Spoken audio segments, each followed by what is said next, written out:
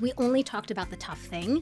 And so I think we need to start building more space, more intentional spaces for, okay, pause. And also, let's reiterate that like you are a capable leader and I know that and I respect you. And that's why I'm bringing this to you.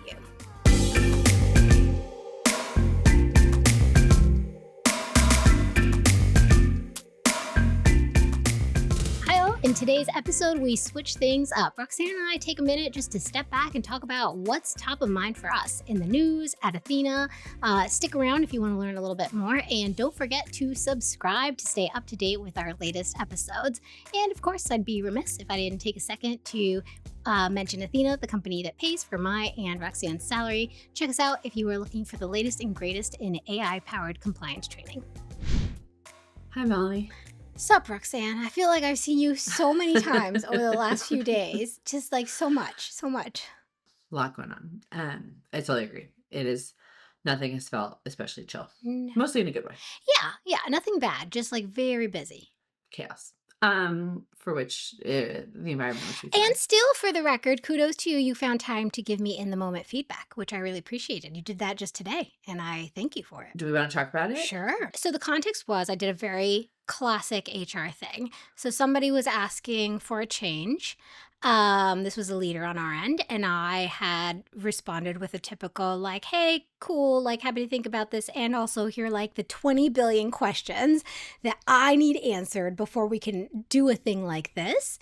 And you rightfully reached out and were like, hey, that's like a little overwhelming and like maybe demoralizing. And was that the way to communicate it? And I think fair enough, because in my head it was like, no big deal. These are just like obvious things. We'll figure it out live. But to anyone who's not in HR, I think you see all those questions and it's like, is this pushback? Is this Melanie preparing to say no to me? I don't even know how to get those answers. What is she talking about? Yeah. And a much better approach would have just been, hey, I'm cool. I'm excited about this thing that you're working on. I've got a few questions. Let me drop time on your calendar so we can, speed it up and make this a success. Totally. I feel like one thing that's like super interesting is like questions hit everyone differently. To me, sometimes a question can read as as like disagreement or pushback that you just like it's super unfair, but like I have definitely found myself like if I'm like trying to think of a concrete example, like, hey, I want to open up this role. Yeah. And if someone is like, I have 3 questions. Why do you think we need it right now? Yeah.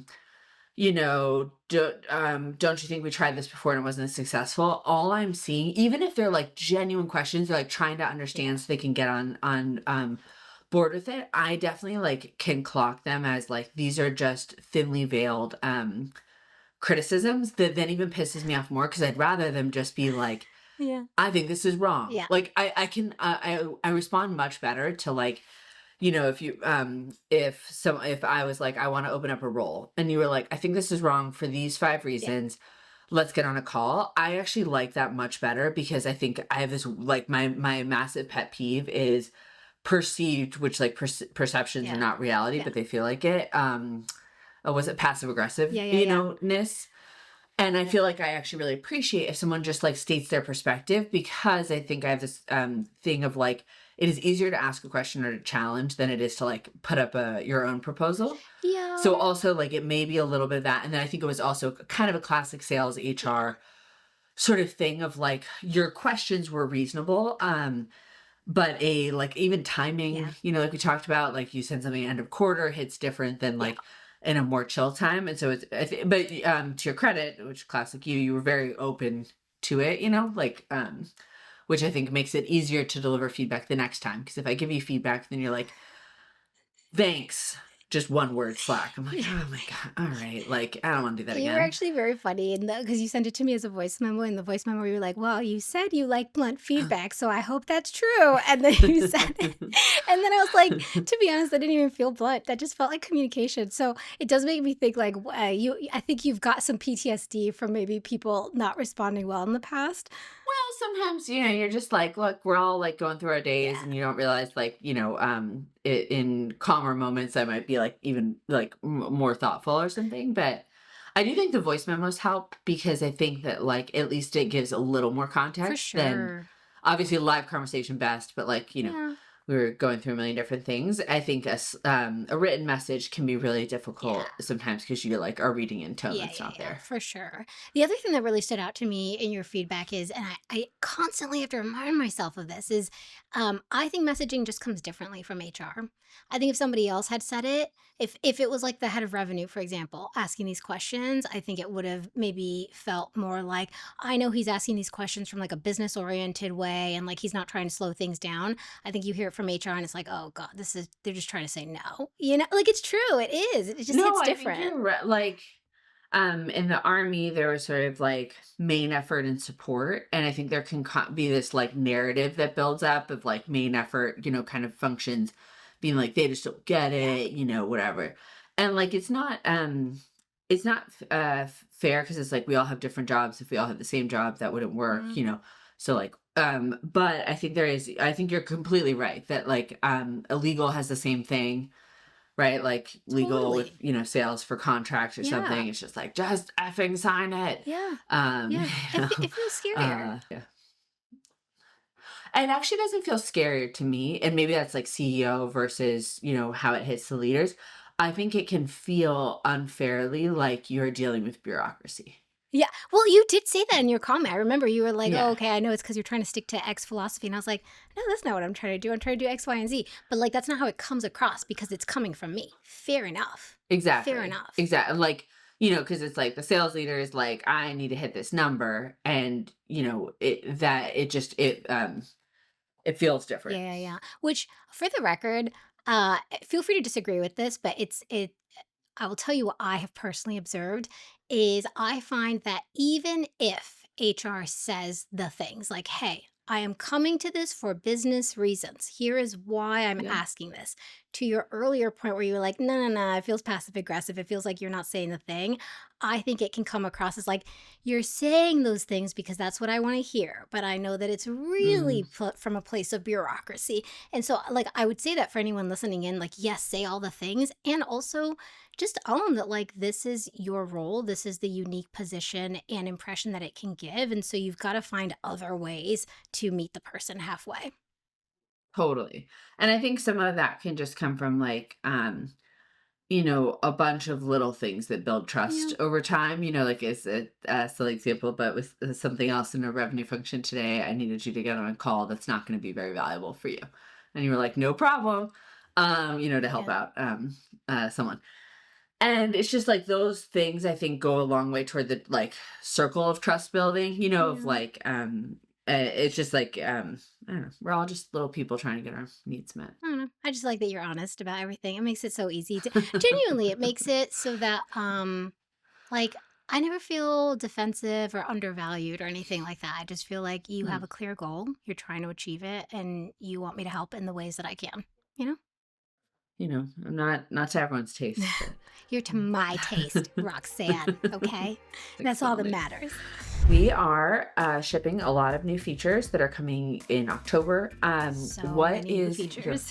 what's your favorite one? What's your pumpkin spice latte of the new Athena features? Oh gosh. Okay, so this one's really easy for me because as you know, as a CEO who has been having that rallying cry for all things AI, yes, as an HR professional, I need to be on top of AI tools, AI and HR, but it is so much more helpful if my vendor can help me Mhm. stay on top of those tools.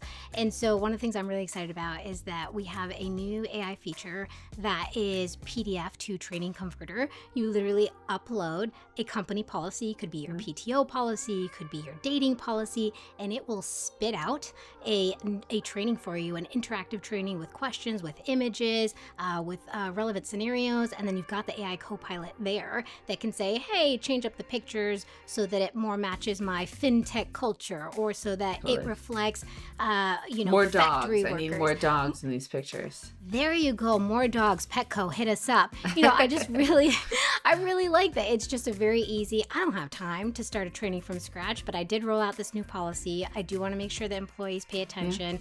Can you turn this PDF into a 5-minute training for me with an interactive scenario and check on learning to make sure they understood the material?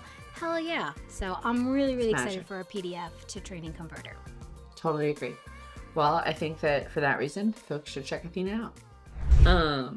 All right, Melanie, what's going on in the news that you feel okay talking about? I will say it's not like in the news. It's been more internal at Athena. Something that's been top of mind for me is just leadership team dynamics. One of the things Mm, that we because you're preparing for our I am offsite. preparing for a leadership offsite, and actually, I'll ask you a question about this in a second because I was thinking about how Yeah. other people do leadership offsites, and I think ours is a little bit different, to be honest. But Mm, I'm preparing for a leadership offsite, and our offsites tend to focus like primarily on team building. It's just about building good vibes. It's not about like figuring out what we're doing next quarter. It's literally about how do we work better together as a team. And one of the things I've been thinking about is we make all of our employees read this one book by Patrick Lencioni called The Advantage. And it's all about, yep. how to be a healthy organization. And it's just funny to me to see how easy it is to fall into bad habits and forget some of Mm, these things that we all know, we've all read, we've all agreed to. It's kind of like going yeah. to the gym. You really have to constantly flex that muscle. Or as soon as you think you've got it and you stop Yeah. exercising, you stop practicing, you just lose it. You forget all those basic things. Totally. Is there an example of like something that you think is like a clear advantage kind of concept that you're like, oh, I saw us kind of veer away from that? Yes. So one that I actually plan to talk to you about in our one-on-one some more, but I'll share here. Maybe this is it. Mm, Is I think that because Athena, we're so full of high achievers and overachievers, we're always focused on what could be better. We mm, forget to give recognition for the things that are going well and the things that our peers are oh, doing well. And so one of the things that we are pushing for, as we should, is having those tough conversations and saying the tough things. But I think one of the reasons we're having to do that is because we're having these tough conversations and they're not landing well. And then we're scared to say them again. So we're not talking. And really, as I've done more digging and talked to more people, what I'm picking up on is I think we've lost that confidence that we all respect and trust each other as capable leaders. So very mm, specifically, I think, Roxanne, you and I talk about these things all the time, but if I think of like, I don't know, Akila's our VP of CS. When is the last mm, time that I told Akila all the reasons why I admire her as a leader? I can't remember. I yeah. can't remember, but if you asked me right now, I'd probably go on Mm, for an hour because there are so many things that she does yeah. so Yeah. well that I aspire to. But when's the last time I told her? No, the last time I talked to her, we were having a tough conversation about compensation and the structure of CS comp. Like we only talked about Yeah. the tough thing. And so I think we need to start building more space, more intentional spaces for, okay, pause. And also, let's reiterate that like Yeah. you are a capable leader and I know that and I respect you and that's why I'm bringing this to you. I feel like that resonates because like the kind of most constant developmental area I have is like praise for lack of a better, term, Yeah. like sort of saying the good thing. And I'm worse at it the more senior a person is, because as we've talked about, it's sort of a little bit more easy to like cheer on, that junior AE, like, it's like that kind of comes naturally to me. Ironically, Akila and we spend a lot of time together, and um both my dad's an immigrant and her parents are immigrants, and I don't know if it's an immigrant thing or what, but we have this thing of like we've occasionally said like something positive to each other live. We both just get like really awkward about it, and then like kind of have like it's just like you can just tell it's like Yeah. not like either of our like happy place. But that actually doesn't mean we don't like Yeah. appreciate it in our own way. Hmm. But yeah, I mean, I'm so horrible at this that it almost feels kind of like me in meditation, which is like I've almost accepted that it's just like never going to be my Yeah. thing. But that's not good because then you just go into like, but like I have tried to meditate once a year for 10 years, and Yeah. like, that sticks for like 4 days max. And similarly, Yeah. like my developmental area has been like, say positive things. And it's just like, it's so hard. Not because I don't see them, but because No. I'm like, I know, but like, I also want to go fix this next thing. And that, like, I yeah. know. I wonder, I mean, I will say for you, what I've found works from my perception, maybe you're feeling really comfortable and not telling me, is I try to give you positive feedback in writing. So I'll do it over Slack instead of live. Mm. I'll just send you a note. Like, I thought that thing you did really good, so you can have your own reaction and Writing privacy. definitely is like better for me to give and receive, because it's like, I feel like the other stuff, I'm like, I don't know what to do with my face. Yes. Yes. Whatever. Yeah. Yeah. Or like, I don't know the right tone, or, whatever. Just, yeah, just that doesn't land.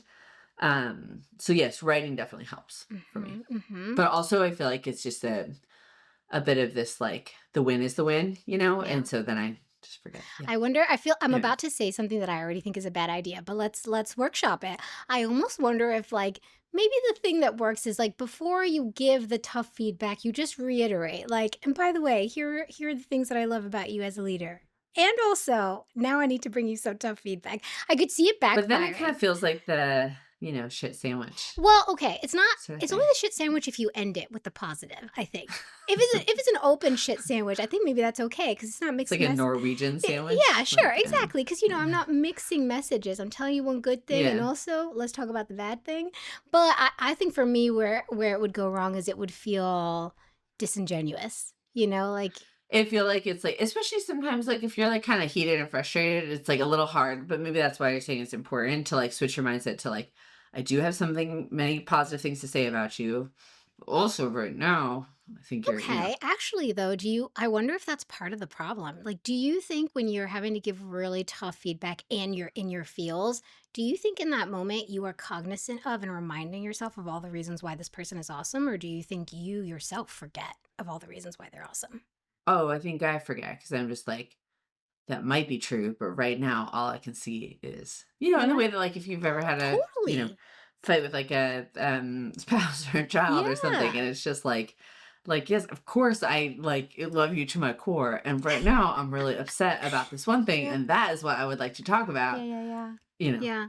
I don't yeah. know. The reason I ask is because I wonder if, like, maybe it's an internal exercise that the person does before they deliver that feedback that will help them deliver it more It's effectively. not bad, you know, like, I love, like, running and lifting and stuff, and Yeah. the thing you hear is, like, smile when you're doing something hard because it, like, Oh, tricks your body I into believe it. or, like, you know, take a deep breath before a stressful situation Yeah. because it, like, calms your body down, and so I do think if the goal is to, like, if Melanie, you and I are gonna go in and have a tough conversation, I'm, like, kind of, you know, already a little bit fired up because I think you, like, did something wrong, and I'm just, whatever, fixated on that. I mean, if the goal for me is to get you to buy into what I'm saying, it's probably better for me to like, you know, not be just like Yeah. spitting venom. Yeah. And yeah, there are many ways to do it. Eat a cookie beforehand would Eat be a cookie. one. But like, Spoiler alert, one of the things that I'm going to propose that we start exploring is we just like write down like a list of like, here are all the things I'm saying and I'm not saying before I deliver this feedback. So like what I'm not saying is that I don't value as a person. What I am saying is that I believe it's my job to speak up even when it feels tough. All these things that go yeah. unspoken, but we just do a shorthand for it. So right now we do this at Athena for anyone who's listening, and we do a triangle sign when we feel like somebody's going off the rails. I think we should have like a silly one. Maybe it's like, I don't know, like a rock hard sign, and you do this just to like lighten the mood a little bit. You keep it right here. And you're Mm, like, Akila, never in my life, you know, Melanie. Will I, you? I gotta tell you something. Please bear with me. And this means all the things. I'm feeling nervous right now. Please be kind to me. It might not land well, but All I you know, want is for you to take that away from your face right now. So I'll do anything positive. I'm like, okay. my son yesterday, like at dinner, Yeah. was telling me at his school, this means like I need water. And I Really? was like, oh, because it makes a W. And he was like, Oh, no, because it looks like a water fountain. It was like, you're a that liar. does And not. then like this is like I have to go to the bathroom. So it's just like it's funny that Oh all the like my. and then there's like a computer lab. Oh, and like I agree What? or We're just learning something. also this sign language. This is great. It's Love it. adorable. It's Okay. really cute. All Yeah. right. Well, anyway, we'll Yeah. figure it out at the offsite. People can veto me. We have to agree on what the path forward looks like. It's going to be great. If you want to FaceTime my son during that period to kind of get his I perspective, will you can do happily do that. I will happily do that. that. What about you, Roxanne? What's been on your mind lately? What's in the Okay. news? Top of mind for me, because like we have been realizing that like there's this very exciting direction that our product can go, but it essentially means kind of like breaking with the past and being like, oh, we're gonna go in this like new direction. And what is very funny is both in the army and at McKinsey, I saw a lot of attempted transformations. You know, so like culturally, we're gonna change whether it's the army, like orienting toward counterinsurgency, you know, or at McKinsey, every company, you know, doing a good to great kind of thing. And like, man, did those all flop. Mm. Like, they're just like kind of like a history of disasters.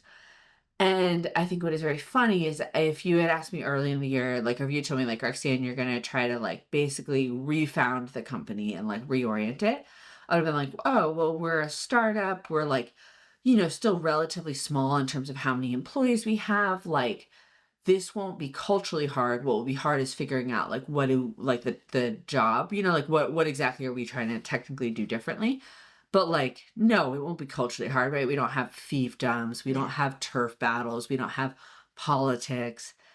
And holy smokes, it is Yeah. hard culturally. Yeah. Even at a so I'm like, oh, now I see, when people always have those like business school case studies of like Kodak tried to, change for the digital era or like Blockbuster, once like kind of stuff. I'm like, oh, it is just so hard. Even when I don't know the underlying why yet, but it is really hard to like I don't know, it's just really hard to like not have a status quo bias when you've been doing something for even, we've been doing it for that many years, 6 years or something. It's like everything about your DNA is trying to do one thing and like I heard this Yeah. advice of like if you get your leadership team together, try to make everybody pretend as if they have left the company, but they still have some equity. And they're going in and advising Oh. the current chief people officer. And you are now Melanie on a beach Yeah. somewhere. What would you tell current chief people officer Melanie? And even that Yeah. exercise makes it a little bit less. Maybe one of the things that's hard, and then I'll shut up. Is like I think you're always trying to justify the decisions you've previously made Yeah. because nobody wants to be like, I ran CS. I think our CS org is fundamentally messed up, Yeah. top to bottom. Everything's wrong. We need to change it. Because you're kind of like, well, who was in charge and who made all those Yeah. decisions? And like, but that's actually kind of what it requires from everybody is to be like, past us could have been reasonable or not, but where we are at is like not actually where we need to be at. And that's like, I think really hard for people to say and not get defensive. What's funny to me is it all ties back to that like psychological safety piece, right? Like, what are we Mhm. doing to build up everyone's trust and comfort that like nobody thinks you're dumb if you speak up and say Yeah. everything you've been doing was wrong for the past year? Because we were all complicit in this, right? Like, we have regular touch points. At any point, someone could have spoken up and said, "Hey, I think something's not working," and no one Yeah. did. And so I think to your point, like in order to have those conversations more openly and with less friction, we probably just need to build up people's like comfort, confidence, psychological Yeah. safety, all that sort of thing.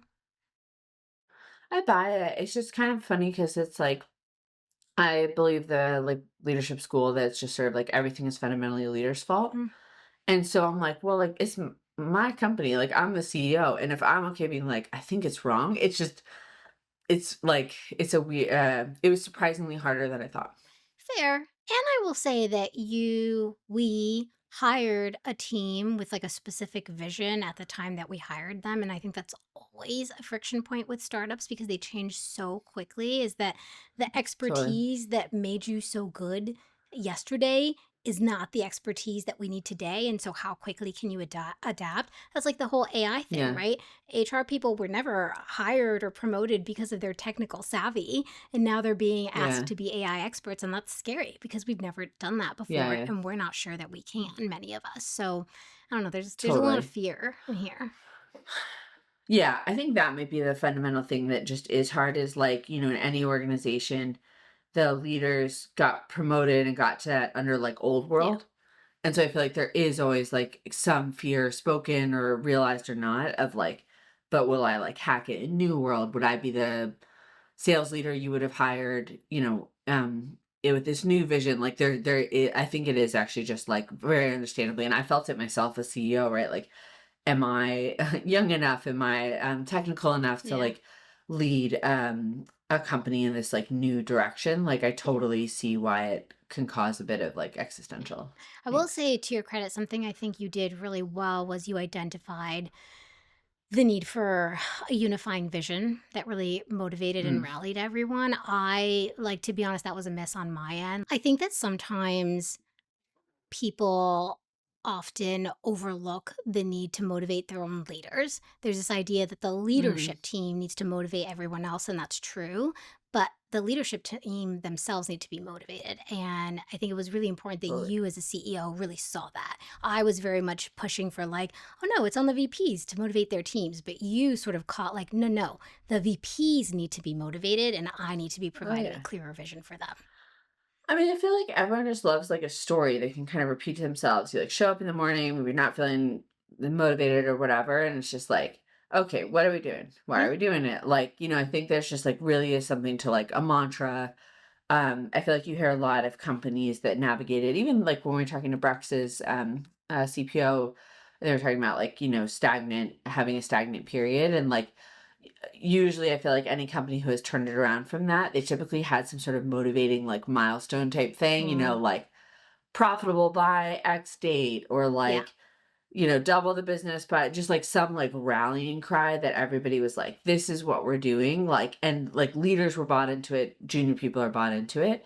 Like I think that just like really matters to like anchor yourself to something. Do you Because otherwise it's just sometimes I think you can show up and be like, what am I doing Do here? you think that's making a comeback? Because I feel for like I think there was this time in like the WeWork cult era where it was like Mm, vision, and then there was a lot of cynicism around that, and it was like don't sell us on a false lie. And then the Great yeah. Resignation happened during the pandemic, and people were like, I need to have purpose-driven lives.